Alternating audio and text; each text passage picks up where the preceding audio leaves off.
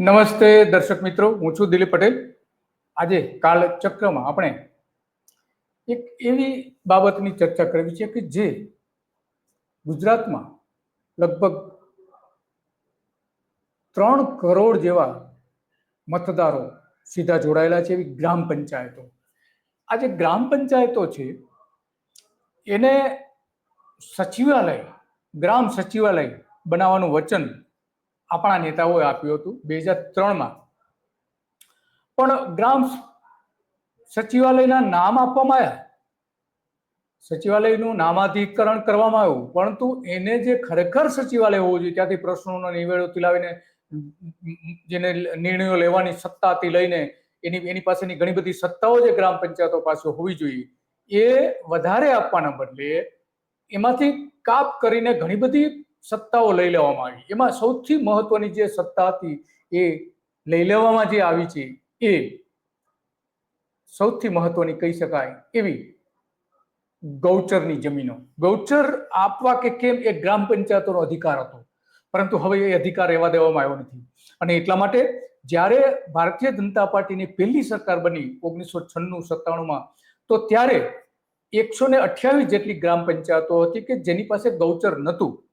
સરકાર નિયમ કરીને ગૌચર આપવામાં આવતી હતી, પણ અત્યારે 3250 જેટલી ગ્રામ પંચાયતો એવી છે કે જેની પાસે બિલકુલ ગૌચરની જમીન રહેવા દેવામાં નથી આવી. વેચી મારવામાં આવી છે, ફૂંકી મારવામાં આવી છે, ઉદ્યોગોને આપી દેવામાં આવી છે, પવન ચક્કીને આપી દેવામાં આવી છે, સોલર પ્લાન્ટ માટે આપી દેવામાં આવી છે, અથવા તો નેતાઓએ પચાવી પાડી છે. આ જે છે માથાભારે તત્વોએ પચાવી પાડી છે. તો આ સૌથી મોટો ગેરફાયદો એ થયો છે. ભલે આપણે 20 જાન્યુઆરી 2003ના રોજ ગુજરાત સરકારે ગ્રામ સચિવાલય બનાવવાનું વચન આપ્યું હતું, પરંતુ એ સચિવાલયના હકો આપવાના બદલે એના અધિકારો છીનવી લેવામાં આવ્યા હતા. આ જોઈએ છીએ આપણે કે જે વચન આપ્યું હતું એ આપણે એનો જે એ સમયે ત્યાં 20 જાન્યુઆરીએ પત્રકારોને આની એક નોંધ આપવામાં આવી હતી કે અમે આ નિર્ણય લીધો છે અને નરેન્દ્ર મોદીએ આની જાહેરાત કરી છે. આવી નોંધ આપવામાં આવી હતી, એની પત્રકાર પરિષદ કરવામાં આવી હતી, બધું જ કરવામાં આવ્યું હતું. એ સમયે હું હાજર પણ હતો. તો આ ગુજરાત સરકારે ગ્રામ સચિવાલયનું વચન આપ્યું હતું, પરંતુ વચન પાળ્યું નથી. જે સત્તાઓ ગાંધીનગર સચિવાલય પાસે છે એ જ સત્તાઓ ગામડાઓમાં ગ્રામ પંચાયતોને આપવાની હતી. એનો મતલબ એવો નીકળતો હતો ગ્રામ સચિવાલય તો જ કહી શકાય, બાકી તો કહેવાનો કોઈ મતલબ નથી. પરંતુ એ ન કર્યું. મોદી સાહેબ, આપણે ગયા હતા મહેસાણાનું જે નુગર ગામ છે એ સમરસ ગામ જાહેર કરીને ત્યાં ગ્રામ સભા જે બોલાવવામાં આવી હતી એ ગ્રામ સભામાં હાજર રહ્યા હતા મોદી સાહેબ પોતે, આપણા માનનીય મુખ્યપ્રધાન, એ સમયના મુખ્યપ્રધાન માનનીય. તો એ ત્યારે એમણે જે વાતો કરી હતી એ વાતો અને અત્યારે જે ચાલી રહ્યું છે એમાં આસમાન જમીનનો ફરક છે. આસમાન જમીનનો ફરક છે. ફરક એટલા માટે છે કે ત્યારે જે કહેવામાં આવ્યું હતું કે 24 વર્ષમાં જે હક્કો આપવાના હતા એ આપવાના બદલે છીનવી લીધા. 2020 જાન્યુઆરીમાં જે જાહેરાત કરી હતી, સચિવાલયમાં જે વચન આપ્યું હતું એ વચન પાડ્યું નથી.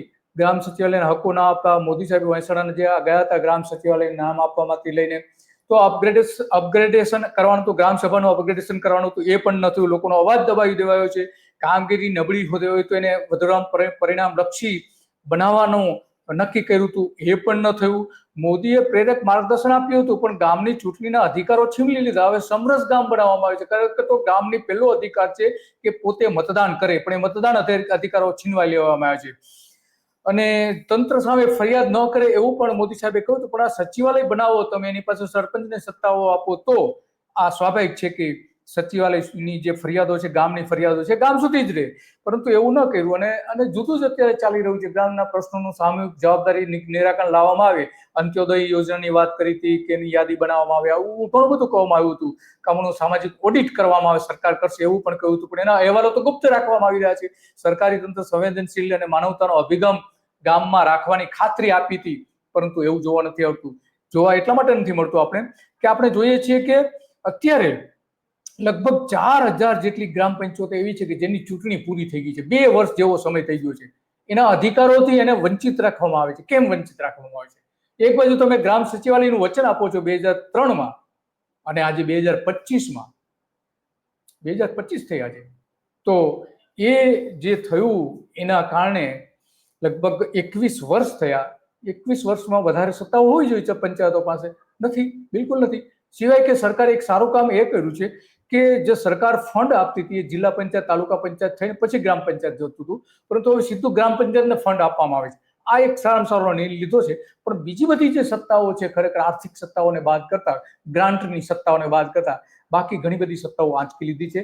ગ્રામ મિત્રના માધ્યમથી આ સચિવાલય બનાવવાનું હતું એવું મોદી સાહેબે કહ્યું હતું, પરંતુ આપણે જાણીએ છીએ કે એનો અમલ કર્યો નથી. 2018માં ગુજરાતમાં 12,000 સરપંચો પોતાના હક માટે 10 મહિના સુધી લડ્યા હતા 2012માં, 2018માં, અને એટલા માટે એને વિરોધ પણ થયો હતો.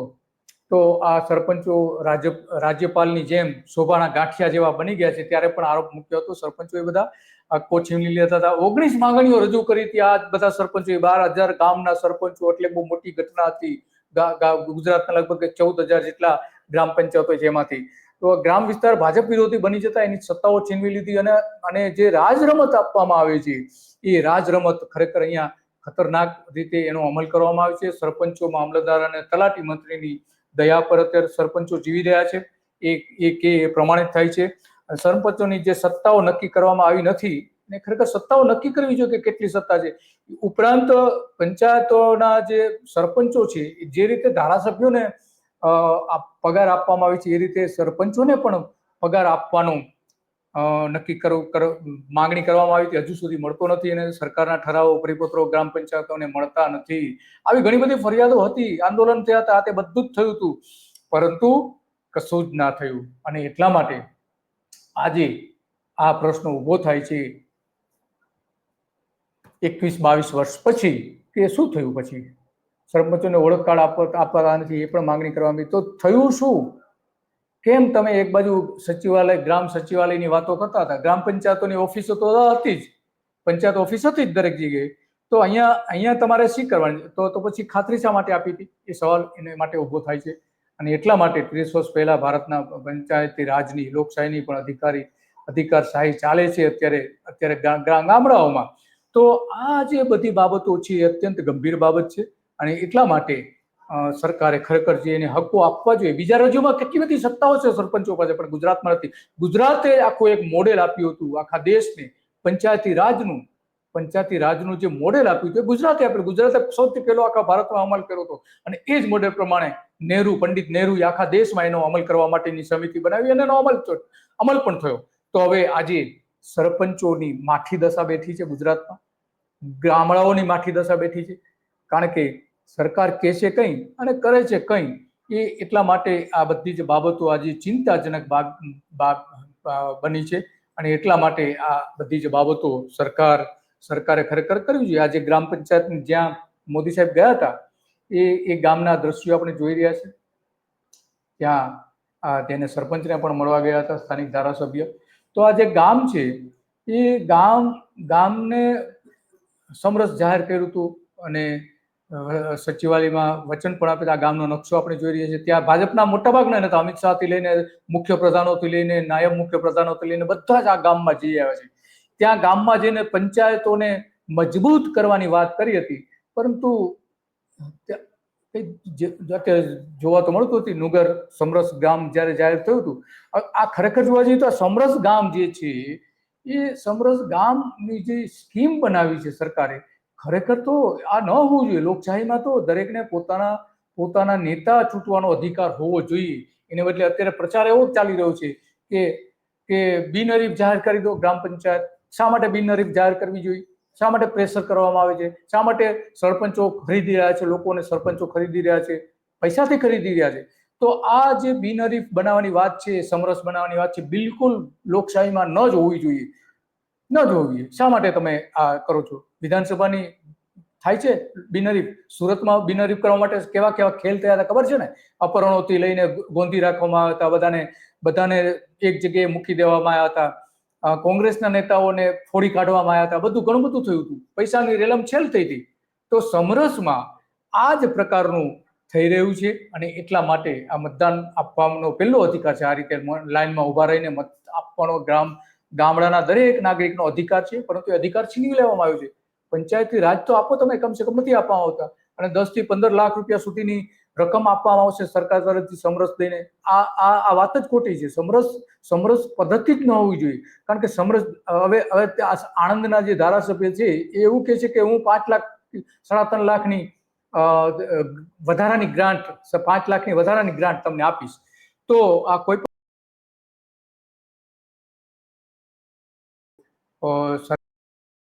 તાત્કાલિક ધોરણે સરકારે આ સમરસની જે યોજના છે એ પડતી મૂકવી જોઈએ. કારણ કે સમરસમાં સરપંચો પર દબાણ કરવામાં આવે છે, સરપંચોની ટિકિટ ખરીદવામાં આવે છે. એક જે સરપંચ છે એ સરપંચની ચૂંટણી અંગેની જે વાત કરીએ છીએ એ પણ સાંભળીએ કે કઈ રીતે સુરતમાં જે રીતે લોકસભાની બેઠકમાં થયું કે ગ્રામ પંચાયતમાં અત્યારે જે 8,000 ગ્રામ પંચાયત 8,000 સમથિંગ જે છે એમાં જે જોઈએ. જય રાજપૂતાના. હું 4 બારા વટલા બારાથી કિરીચી દાજીભાઈ જાડેજા. હમણાં ગ્રામ પંચાયતની ચૂંટણીઓ જાહેર થઈ છે. અમારા વટલા બારા ગ્રામ પંચાયતની ચૂંટણીમાં 4 થી 5 ગામના આગેવાનો જે પૈસા વધારે આપે મંદિરમાં કે ધર્મના નામ ઉપર, જે એક ભાઈનું નામ બોલાણું ઘેલુભા સોઢા, એ 13.5 લાખ રૂપિયા આપે છે અને ગામને ભેગું કરીને અને સરપંચે એને બિનહરીફ લેવી છે, જે કે વેચાતી જે ગ્રામ પંચાયત સરપંચે 13.5 લાખ રૂપિયામાં વેચાતી લીએ છે. અને આજે સાંજના 7 તો આ 13 લાખમાં ગ્રામ પંચાયત વેચાતી લઈ રહ્યા છે. આજે આવી હાલત થઈ ગઈ છે. તો આમાં કયા આધારો પર જે વચનો આપ્યા હતા મોદી સાહેબે, જુઓ વચનો આ જે આપ્યા હતા ફરીથી જુઓ તો એ વચનો ખરેખર કોઈ પણ રીતે વાજબી તો નથી. અને એટલા માટે સરકારે આ જેમ બને એમ વહેલી તક્યાની ચૂંટણીઓ થવી જોઈએ, જ્યાં ગ્રામ પંચાયત બનાવવામાં આવે છે 13 લાખ રૂપિયા આપી દેવામાં આવે છે. બોલો, દાન આપે છે. તો શું થયું? તમે જે વચનો આપ્યા હતા 20 જાન્યુઆરી 2003 રોજ, તો એ સચિવાલય બનાવો, સંપૂર્ણ આઝાદી આપો ગામડાઓને. કારણ કે ત્યાં ગ્રામ પંચાયતમાં પંચાયતોની ચૂંટણીમાં 2 પદ્ધતિથી થાય છે. એક તો સરપંચ સીધા ચૂંટે છે, જે અમેરિકાની પ્રમુખ પદ્ધતિ છે એ પ્રમાણે, અને એના સભ્યોને પણ અલગથી ચૂંટવામાં આવે છે. એટલે કે સભ્યો સરપંચ નથી ચૂંટતા, પણ ગામ લોકો પોતે મતદાન કરીને સરપંચને ચૂંટે છે. તો આ એનો પહેલો અધિકાર છે. અને જે રીતનું ચાલી રહ્યું છે એ કોઈ પણ રીતે વાજબી નથી. અને એટલા માટે સરકારે બને ત્યાં સુધી આજે આખી વાત છે સચિવાલય બનાવવાની, ગ્રામ સચિવાલય, એ બનાવી દો. કાલચક્ર સતત ફરતું રહે છે.